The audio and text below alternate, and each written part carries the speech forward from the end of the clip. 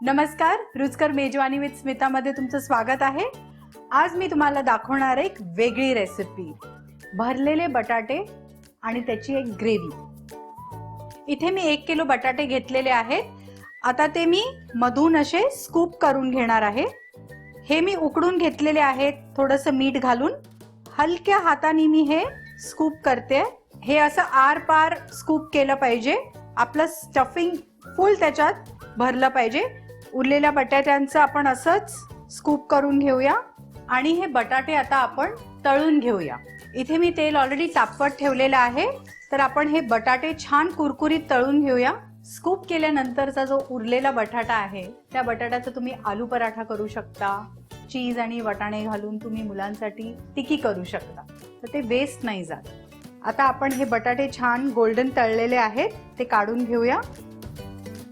आपण हा बटाटा का तळून घेतो, असंच का नाही स्टफ करत आणि ग्रेव्हीत घालत? त्याचं असं कारण आहे की आपण जेव्हा बटाटे नुसते उकडून घेतो आणि ते स्टफ करतो, कधी कधी ग्रेव्ही मध्ये ते बटाटे फुटतात। तळल्यानंतर ते बटाटे एकदम कडक राहतात। स्टफिंग साठी मी पाव किलो पनीर घेतलेला आहे, तो छान कुस्करते मी। त्याच्यात 2 ते 3 हिरव्या मिरच्या बारीक चिरलेल्या, थोडीशी कोथिंबीर, अर्धा लिंबाचा रस आणि थोडंसं मीठ हे घालून मी सगळं एकत्र करून घेणार आहे।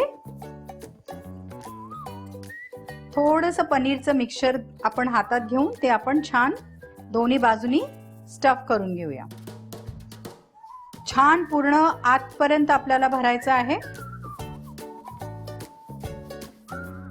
आपण हे सगळे भरून घेतलेले आहेत। आता आपण ग्रेव्ही तयार करून घेऊया। ऑलरेडी मी इथे कढई तापवत ठेवलेली आहे। आपण जे बटाटे तळले होते तेच तेल मी पुन्हा इथे 4 टेबलस्पून गरम करणार आहे।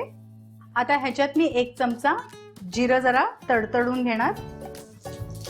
जिरं तडतडलं की त्याच्यामध्ये 1 टीस्पून आल्याची पेस्ट, 1 टीस्पून लसणीची पेस्ट हे घालून मी छान आता परतून घेणार आहे।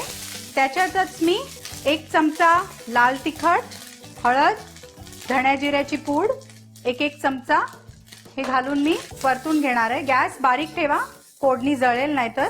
आणि मग ह्याच्यात मी उकडलेले कांदे घेतलेले आहेत, त्याची मी प्युरी करून घेतलेली आहे।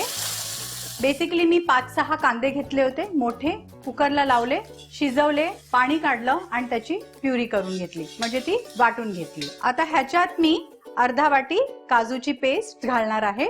मी इथे अर्धा वाटी काजू भिजत घातले होते आणि मग ते 2 तासानंतर वाटून पेस्ट करून घेतली। आता हे छान तेल सुटेपर्यंत मी परतून घेणार आहे। ग्रेव्हीला छान तेल सुटतंय, आपण त्याच्यात उकडलेले टोमॅटोची प्युरी घालूया। इथे मी 4 टोमॅटो घेतलेले आहेत, ते आता घालते। जसं मी कांद्याची प्युरी केली होती उकडून, तशीच मी टोमॅटोची केली।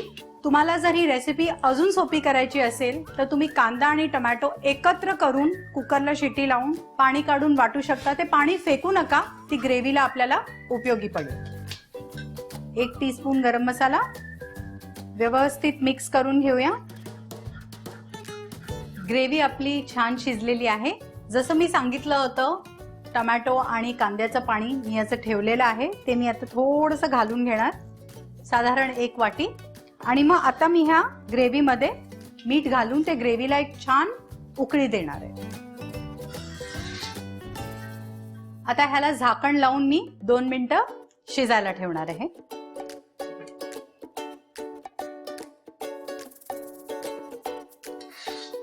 आपली ग्रेव्ही तयार आहे।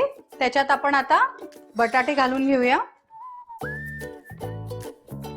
ग्रेव्ही थोडीशी त्याच्यावर आपण सोडूया, 2 मिनिटं आपण ते शिजायला ठेवूया आणि आपली ग्रेव्ही तयार आहे। आपली डिश तयार आहे। मी एका सर्विंग बाउल मध्ये हे काढून घेते।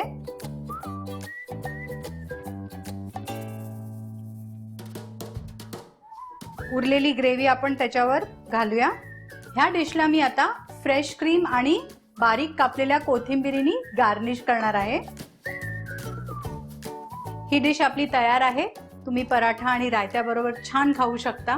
मी तुम्हाला अजून एक टिप देते, इन्स्टेड ऑफ पोटॅटो तुम्ही ह्याच्यात चिकनी घालू शकता, तेही छान लागतं। तर ही रेसिपी जरूर बनवा आणि मला कळवा। अशा छान छान रेसिपीजसाठी रुचकर मेजवानीला सबस्क्राईब करा.